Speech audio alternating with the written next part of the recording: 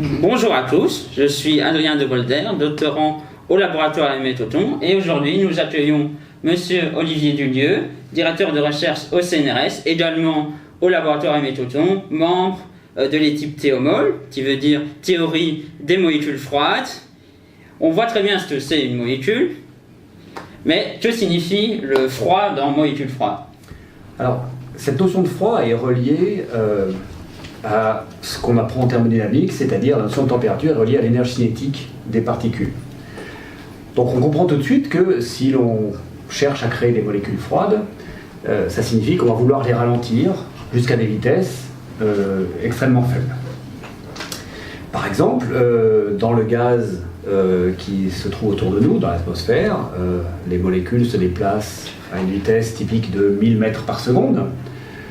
Et l'objectif ici de ces recherches va être de se poser la question de savoir que se passe-t-il lorsque ces particules, ces molécules, sont amenées à des températures qui pourront atteindre le Kelvin, le millikelvin, le millionième de Kelvin.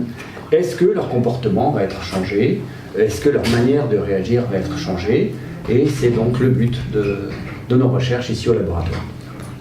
Justement, pourquoi avoir des particules aussi froides? Quelles sont les applications en physique, en chimie?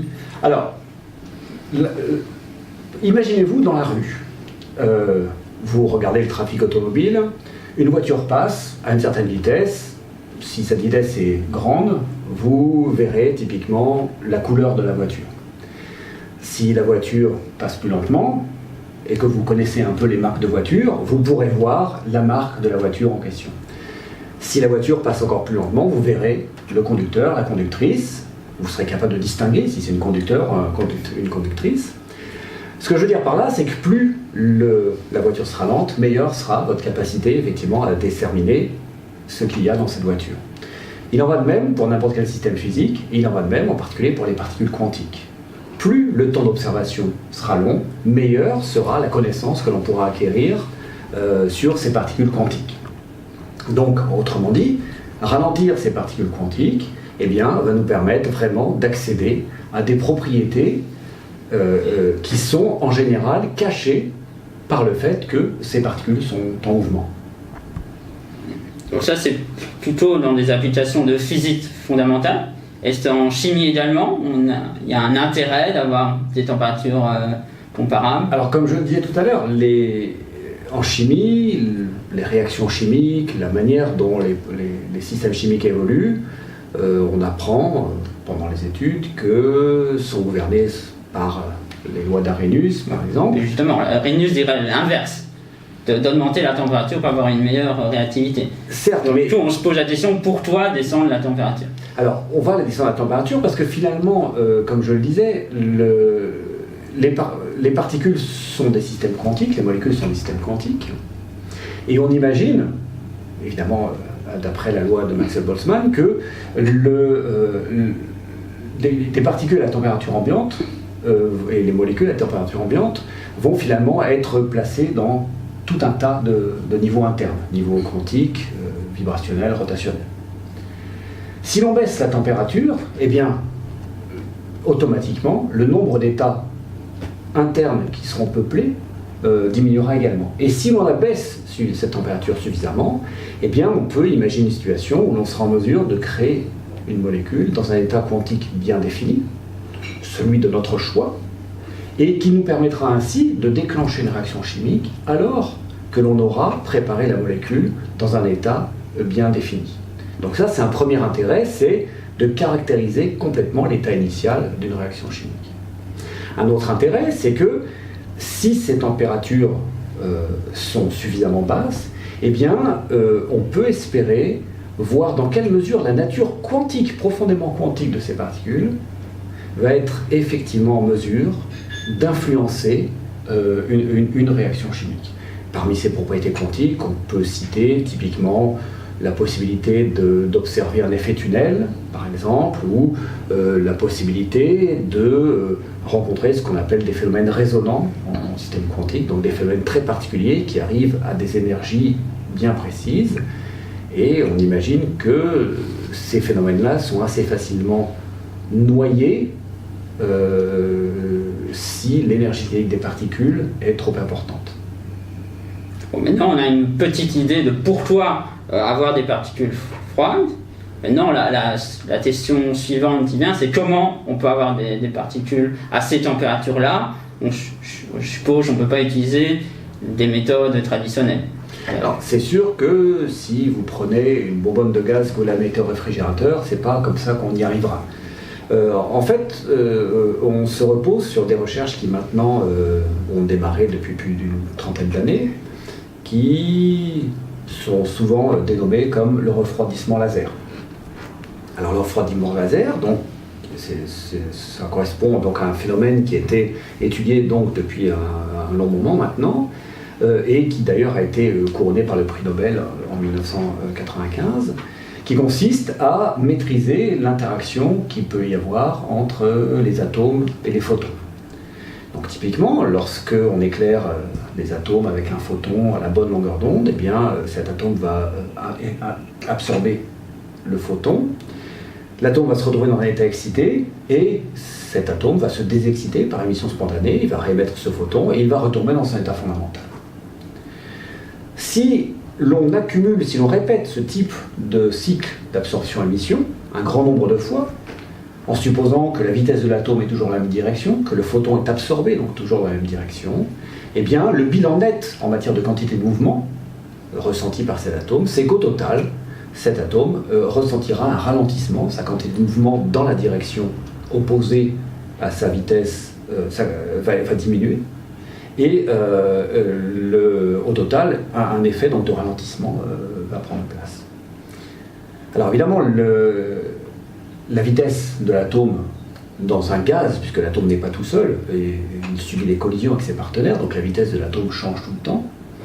Et donc, il faut pour cela arriver à réaliser un refroidissement dans les 3 dimensions. Et donc, ce refroidissement laser, le fait qu'un atome absorbe un laser venant d'une direction, eh bien, il faut assurer ce refroidissement dans toutes les directions de l'espace. Donc, typiquement, on place des lasers en sens contraire, comme ça, dans les 3 directions de l'espace, comme ça, et ainsi, à l'intersection, se retrouve un milieu qui représente un milieu optique, qui représente un milieu visqueux pour l'atome, qui ressent de la part de cet ensemble de vaisseaux laser une force qui ressemble finalement à ce que l'on ressentirait si on marchait dans un plat de mélasse. On appelle ça une mélasse optique. Et pour toi, c'est un gaz et pas un solide? Alors, il faut voir que ces systèmes, lorsqu'on les réalise, ces systèmes d'atomes froids, donc ces nuages d'atomes froids, sont réalisés avec des densités de gaz qui sont extraordinairement faibles. Donc typiquement, 10 ordres de grandeur plus faibles les densités que le gaz, encore une fois, de l'atmosphère qui nous entoure. Et donc dans ces conditions-là, on est dans une densité extrêmement faible, et donc même si les températures atteignent des niveaux aussi faibles que le millième de Kelvin, le millionième de Kelvin, eh bien on n'a toujours pas un solide puisque la densité est insuffisante. Tu as parlé d'atomes. Qu'en est-il des molécules? Est-ce qu'on utilise la même méthode? Alors pour les molécules, c'est un peu plus compliqué parce que on sait tous évidemment que les molécules ont une structure de niveau quantique beaucoup plus complexe que celle des atomes, puisque l'état fondamental d'une molécule, c'est essentiellement des niveaux vibrationnels, des niveaux rotationnels, que l'on cherche à caractériser lors des cours de mécanique quantique et de chimie physique. Ce qui fait que si l'on prend une molécule qui se trouve dans son état fondamental, vibrationnel, rotationnel, et qu'on envoie un photon, qu'on l'éclaire avec un photon, cette molécule va absorber ce photon, va être excitée, mais au moment de la désexcitation, eh bien, certaines de ces molécules vont effectivement retomber dans l'état initial, mais finalement elles auront autant de chances de retomber dans un autre niveau vibrationnel, rotationnel de leur état fondamental. Ce qui fait qu'on va plus pouvoir être en mesure d'assurer ce cycle optique, c'est-à-dire une absorption vers un état excité et une émission qui ramène le système quantique dans le même état. Donc, ça signifie que dès que le deuxième, le troisième photon va arriver, eh bien, il ne va pas trouver, le photon étant en fréquence fixe, il ne va pas trouver la bonne combinaison de niveau quantique qui va lui permettre d'être absorbé, et donc le refroidissement par laser va être stoppé immédiatement, ou ne va jamais démarrer en quelque sorte, pour une molécule. Et donc il faut donc trouver des méthodes plus complexes la plupart du temps pour effectivement arriver à faire ces molécules froides. Et c'est l'enjeu des recherches théoriques que l'on mène au laboratoire. Vu les difficultés de former des molécules froides par rapport à des atomes froids, pourquoi voudrait-on en former? Quel est l'intérêt d'avoir un gaz de molécules froides par rapport à un gaz d'atomes froids? Alors en physique, un concept auquel on se réfère souvent, c'est le concept de complexité. Finalement, les systèmes physiques peuvent être de plus en plus complexes, et c'est cette complexité qui fait leur richesse, puisque plus un système sera complexe, finalement, plus il aura de degrés de liberté interne. C'est le cas d'une molécule par rapport aux atomes. Une molécule aura ses degrés de liberté vibrationnelle, rotationnelle, plus le degré de liberté translationnelle, comme les atomes. Et donc cette richesse, en fait, offre finalement des possibilités de contrôle du système moléculaire beaucoup plus larges que dans le cas des atomes. Et lorsque l'on étudie un peu, finalement, cette complexité, on se rend compte qu'on a la possibilité d'accéder à des propriétés tout à fait particulières, à la possibilité de mesurer des propriétés tout à fait étonnantes de la nature avec des molécules. Alors on peut citer quelques exemples qui sont difficiles évidemment à expliciter ici, mais typiquement, en raison du fait qu'à l'intérieur d'une molécule diatomique, il règne un champ électrique extraordinairement fort, eh bien, ça représente finalement un mini-laboratoire où l'on espère pouvoir détecter si oui ou non l'électron, particule élémentaire, a un moment électronique, un moment dipolaire électrique permanent ou pas. Certaines théories modernes de la physique prédisent, au-delà du modèle standard, que l'électron devrait avoir un moment dipolaire permanent. La question reste posée, c'est une quantité extrêmement faible, mais l'intensité du champ électrique présent à l'intérieur d'une molécule peut permettre d'espérer déterminer cette valeur et ainsi valider, vérifier si les théories fondamentales sont correctes. C'est un exemple parmi d'autres. Ok. Du coup, quelles sont les méthodes alternatives pour former des molécules froides? Alors, j'ai dit tout à l'heure qu'on ne pouvait pas utiliser un réfrigérateur classique. C'est pas tout à fait vrai. Alors évidemment, ce ne sera pas un réfrigérateur de cuisine, mais typiquement, les méthodes que l'on emploie pour former ces molécules froides, je dirais, sont classées en deux grandes classes de méthodes. La première consiste à dire, on a des atomes ultra froids. Comme je le disais tout à l'heure, c'est très efficacement refroidi par laser. On peut penser à des méthodes qui consistent à, une fois que l'on a obtenu les atomes ultra froids, à les associer. On prend une paire d'atomes. Si on arrive à trouver un mécanisme qui permet de les associer, eh bien, on peut espérer ainsi former des molécules froides. Donc c'est ce qu'il se passe. On utilise des schémas compliqués, reposant sur les lasers, mais qui ont donné des résultats assez extraordinaires et qui permettent effectivement, actuellement, d'obtenir des gaz moléculaires formés de molécules dans leur état fondamental absolu et dans des conditions proches de la condensation de Bose-Einstein, qui est donc un phénomène qui a été observé il y a maintenant une bonne vingtaine d'années en laboratoire pour les atomes. C'est une première classe de méthode que l'on peut utiliser. Une deuxième classe de méthode que l'on peut utiliser consiste à finalement prendre des molécules préexistantes et à tout faire pour les ralentir. C'est ça le but avec une molécule froide. Évidemment, c'est pas en mettant notre main comme ça qu'on va y arriver. Donc, on va utiliser finalement quelque chose comme un réfrigérateur. Par exemple, on peut imaginer de prendre ce gaz moléculaire et de l'enfermer dans une très grande enceinte remplie d'hélium liquide, très froid, et donc par thermalisation, on voit qu'on en arrive déjà à des molécules qui vont être tout simplement à la température de l'hélium liquide. Donc, quelques millièmes de Kelvin lorsque l'on prend de l'hélium 3. Mais on peut aussi utiliser d'autres subtilités. Par exemple, une molécule est un objet hétérogène, par exemple deux atomes, qui peuvent être différents. Si ces deux atomes sont différents, il y a donc un moment dipolaire de ce système qui va donc réagir si ce système est plongé dans un champ électrique. Et donc il y a des gens qui ont inventé des systèmes particuliers qui permettent, au fur et à mesure du déplacement d'une molécule, de créer un champ électrique sur la route de cette molécule qui s'ajuste en permanence de sorte à ce que la molécule puisse être effectivement ralentie par ce champ électrique au moyen de son interaction avec son moment dipolaire. Et on arrive ainsi à des faisceaux de molécules qui peuvent atteindre donc des températures, donc des vitesses équivalentes à des températures, on va dire, inférieures au Kelvin. ce qui est déjà énorme, ce qui est déjà très performant pour justement étudier ces molécules dans des conditions, comme on l'a dit tout à l'heure, où leur niveau quantique interne peut effectivement être préparé avec une très grande précision et ainsi d'observer quelle chimie se déroule dans ces conditions-là. Et plus précisément dans votre groupe, quels sont les types de méthodes et les types de molécules que vous étudiez?